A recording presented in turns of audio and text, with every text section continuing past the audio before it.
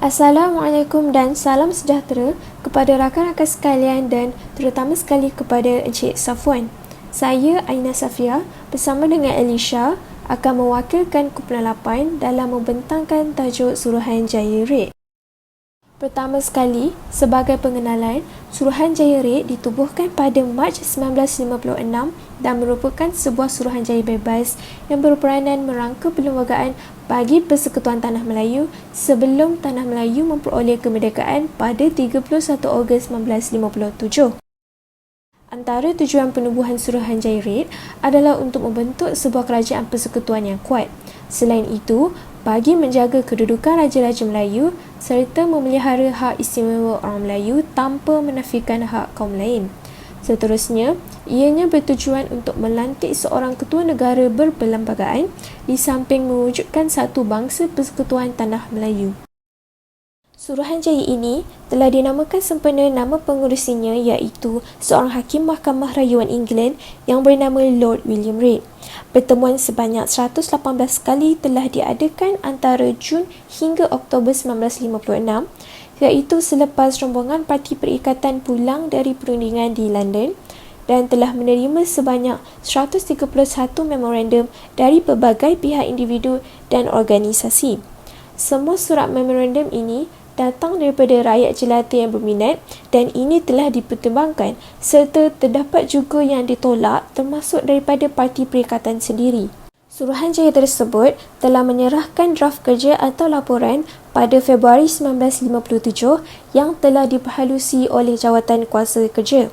Jawatan Kuasa Kerja ini diwakili oleh 4 orang pemerintah Melayu, 4 orang lagi daripada parti yang memenangi pilihan raya pertama iaitu Parti Perikatan, kemudian Suruhanjaya Tinggi British, Setiausaha Agong dan Peguam Negara.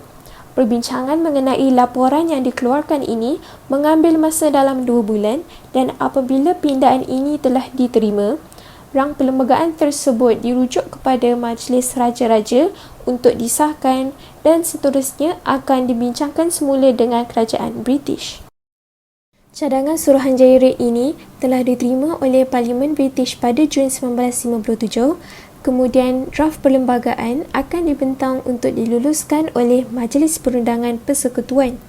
Rang perlembagaan tersebut telah diperkenankan oleh Majlis Raja-Raja pada bulan Jun 1957 serta Majlis Undangan Persekutuan pula telah menerima dan meluluskannya pada 15 Ogos 1957. Dan perlembagaan tersebut telah berkuat kuasa pada 27 Ogos 1957 walau bagaimanapun secara rasminya adalah pada 31 Ogos iaitu selepas kemerdekaan.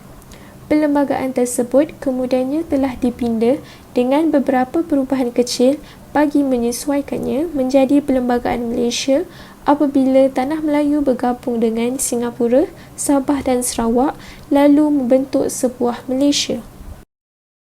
Akhir sekali, menurut laporan Suruhanjaya Red, Kerajaan Persekutuan Tanah Melayu yang merdeka akan diketuai oleh seorang raja. Di samping itu, sistem kerajaan bersekutu yang sedia ada akan diteruskan iaitu dengan kewujudan kerajaan pusat dan kerajaan negeri. Raja-Raja Melayu pula akan terus kekal sebagai ketua negeri masing-masing, manakala bagi negeri yang tidak beraja seperti Pulau Pinang dan Melaka, mereka akan bergabung dalam persekutuan dan diketuai oleh Yang di-Pertua. Corak pemerintah telah dipersetujui untuk menggunakan corak demokrasi dan ahli parlimen akan dipilih melalui pilihan raya umum untuk mewakili rakyat dan mengawal pentadbiran kerajaan. Pindaan laporan Suruhanjaya Red. Bahasa. Antara pindaan yang telah dibuat ke atas Suruhanjaya Red ialah pindaan berkaitan soal bahasa. Suruhanjaya Red mencadangkan supaya bahasa Cina dan bahasa Tamil boleh digunakan di dalam Parlimen dan Dewan Negeri. Cadangan ini telah ditolak tetapi hak orang Cina dan India menggunakan bahasa masing-masing sebagai bahasa pengantar di sekolah rendah telah diterima. Agama. Cadangan mengenai agama juga dipinda walaupun rumit. Agama Islam tetap diterima sebagai agama rasmi persekutuan. Pindaan ini telah diterima oleh orang bukan Melayu kerana menjamin hak setiap rakyat PTM untuk bebas menganut agama sendiri. Hak Istimewa Orang Melayu. Seterusnya, pindaan dibuat ke atas laporan Suruhanjaya Raid adalah hak keistimewaan orang Melayu yang menurut Suruhanjaya tersebut hendaklah dipertimbangkan selepas 10 tahun merdeka. Cadangan ini dipersetujui bahawa hak keistimewaan ini dipertimbangkan dari semasa ke semasa atas arahan Yang di-Pertuan Agong. Raja-Raja Melayu. Menurut laporan Suruhanjaya Raid, kerajaan PTM yang merdeka akan diketuai seorang raja. Di samping itu, sistem kerajaan bersekutu yang sedia ada akan diteruskan iaitu dengan kewujudan kerajaan pusat dan kerajaan negeri. Raja-Raja Melayu pula akan terus kekal sebagai ketua negeri masing-masing, manakala bagi negeri yang tidak beraja seperti Pulau Pinang dan Melaka, ia akan bergabung dalam persekutuan dan diketuai oleh Yang di-Pertua. Corak pemerintahan telah dipersetujui untuk menggunakan corak demokrasi dan ahli parlimen akan dipilih melalui pilihan raya untuk mewakili rakyat dan mengawal pentadbiran kerajaan.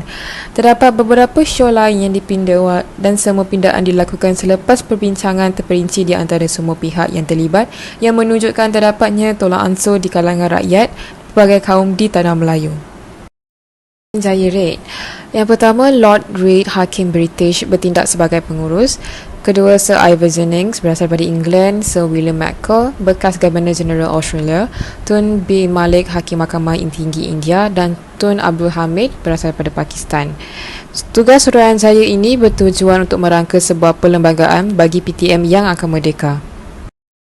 Antara sumbangan Suruhanjaya Raid, membincang dan menyusun perlembagaan PTM, menerima memorandum dari pelbagai pihak individu dan organisasi, melahirkan Perlembagaan Kemerdekaan 1957, menerbitkan cadangan Suruhanjaya Raid pada tahun 1957 dan merangka perlembagaan baru untuk PTM. Sekian, terima kasih.